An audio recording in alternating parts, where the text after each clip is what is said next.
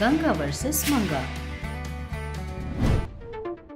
सबहू part 3।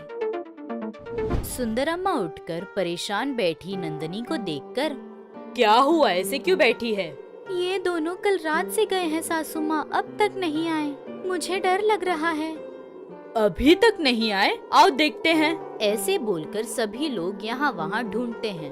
Vishnu, Vasu, सुनिए जी, ऐसे बुलाकर ढूंढ रहे थे। ऐसे ढूंढते ढूंढते नदी के किनारे वासु को देखकर, वासु यहाँ क्या कर रहे हो?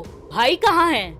ऐसे नदी के करीब आ रहे थे तभी वासु जोर से, रुक जाओ, अंदर मत जाओ, पानी में पैर रखने से पत्थर बन जाएंगे। ऐसे बीती बातें बताता है। वो सुनकर सभी लोग चौंक जाते हैं। नंदनी पत्थर में परिवर्तित हुए पति को देखकर रोती है। ऐसा लगता है कि रास्ते में बहुत सारी कठिनाइयां आने वाली हैं। वापस चले जाते हैं। अगर यहाँ से चले गए तो तुम्हारे भाई का क्या होगा? जिंदगी भर ऐसे ही रहेगा? नहीं, ऐसा नहीं हो सकता। चाहे जो हो जाए, आगे जाकर परेशानी का हल निकालकर छोटू को इंसान बनाना है। हाँ, आगे चलते हैं। ऐसे सभी लोग आगे जाने का फैसला लेकर जाते रहते हैं। नंदनी पत्थर में परिवर्तित हुए पति को देखते देखते आगे बढ़ रही थी। फिर एक बार मैप के अनुसार खजाने की खोज करने जा रहे थे। चलते चलते गहरे जंगल में आते हैं। एक जगह रुककर, सासू माँ, उस मैप में देखिए, कहाँ जाना है? हाँ। ऐसे मैप देखकर, हम अभी यहाँ हैं। यहाँ से उत्तर दिशा की ओर जंगल पार करनी है। चलो। कहाँ चलो? चलते चलते मेरे पैर दुख रहे हैं, थोड़ी देर बैठ कर जाते हैं। अच्छा, बैठ जाओ, लेकिन अंधेरा होने से पहले जंगल पार करना है। हाँ। ऐसे बोलता है। थोड़ी दूरी पर आम का झाड़ दिखता है। ऐसे बहुत सारे पेड़ होते हैं, लेकिन सबसे पहले पेड़ पर ही आम का फल होता है। वो देखते ही नारायणा चौंक कर, अरे वासु, यहाँ पर तो बहुत सारे झाड़ हैं, लेकिन इसी झाड़ पर आम है। विचित्र है ना? हाँ पापा, रुको, इस फल को मैं तोड़ता हूँ। आप क्यों पापा? मैं चढ़ता हूँ ना।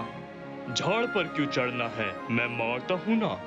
ऐसे बोलकर उस पेड़ के पास आकर नीचे से एक पत्थर लेकर उस फल पर मारता है। उसके मारते ही वो फल नीचे गिर जाता है। ऐसे नीचे गिरते ही उस आम की जगह पर दूसरा आम का पेड़ आ जाता है। नारायणा आम में परिवर्तित होकर उस झाड़ पर लटका था। वो देखकर सभी लोग चौंक जाते हैं। ये एक माया है। मेरे पापा आम के झाड़ पर फल बन गए। हाँ, माया है। हमारे रास्ते में पता नहीं और कितनी कठिनाइयाँ आएंगी। हम सबको संभल कर रहना होगा। जितना जल्दी हो सके खजाने तक पहुंचकर ये लोग क्यों परिवर्तित हो गए ये जानकर फिर इंसान बनाना है। चलिए, अंधेरा होने से पहले जंगल पार करते हैं। ऐसे बोलकर आगे जा रहे थे, लेकिन सुंदरम्मा वहीं खड़े रहकर पेड़ को देखती है। चलो माँ। मैं तुम्हारे पापा को छोड़कर नहीं आऊंगी। माँ, पापा को कुछ नहीं होगा, फिर से इंसान बना देंगे, चलो। ऐसे बोलकर अपनी माँ को जबरदस्ती वहाँ से लेकर जाता है। वासु आगे चल रहा था, उसके पीछे वंदना, सुंदरम्मा और फिर नंदनी चल रही थी। एक के पीछे एक सावधानी से चलकर बहुत समय बाद जंगल पार करते हैं। जंगल पार करते ही एक रेगिस्तान नजर आता है। वहाँ पर एक खंडर गांव नजर आता है। वो देखकर, माँ, वहाँ जाने पर कोई रास्ता नजर आएगा। हाँ, हो सकता है, लेकिन पैर में दर्द हो रहा है। कुछ देर यहीं बैठते हैं। नहीं माँ, थोड़ी ही दूरी पर है। अभी जाएंगे तो रात को वहाँ ठहर सकते हैं। अच्छा, चलो। ऐसे चल रही थी। आगे वासु चल रहा था, उसके पीछे सभी लोग आ रहे थे। वासु 2 कदम बढ़ाते ही उनके सामने सारी मिट्टी जमीन में डसकर बड़ा सा खड्डा बन जाता है। वासु पैर फिसलकर उस गड्ढे में गिर जाता है। वो देखकर सभी लोग डर जाते हैं। डर के मारे पीछे होकर वासु वासु चिल्ला रहे थे। उनके पीछे होते ही सारी मिट्टी फिर से सही हो जाती है।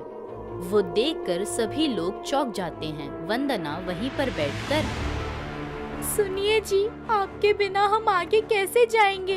खजाने की खोज में सभी लोगों को खो दिया हमने, अब क्या करेंगे? ऐसे रो रही थी तभी सास और सब बहू आकर वंदना को हिम्मत दे रहे थे। वंदना, पद्म व्यूह में प्रवेश किए हैं, अभिमन्यु की तरह हारना नहीं है। अर्जुन की तरह सारे राज जानकर हमारे लोगों को बचाना है। मुझे विश्वास है हम ही जीतेंगे। कैसे सासू माँ? हमारे सामने बड़ा सा खड्डा है, इसे पार करके उस तरफ कैसे जाना है पता नहीं। इस मैप में भी रास्ता वो खंडर गांव तलक ही है। हम उन तीनों को कैसे बचाएंगे? सारे प्रश्नों का उत्तर समय देगा, इंतजार करते हैं। आज रात यहीं रुककर खड्डे के दूसरी ओर कैसे जाए ये सोचते हैं। ऐसे बोलकर सास बहुएं वहीं रुक गई। उसके बाद क्या हुआ, दूसरी ओर कैसे गए, खजाने तक पहुँचे या नहीं, वो अगले वीडियो में देखेंगे। तब तक देखते रहिए चाचा टीवी।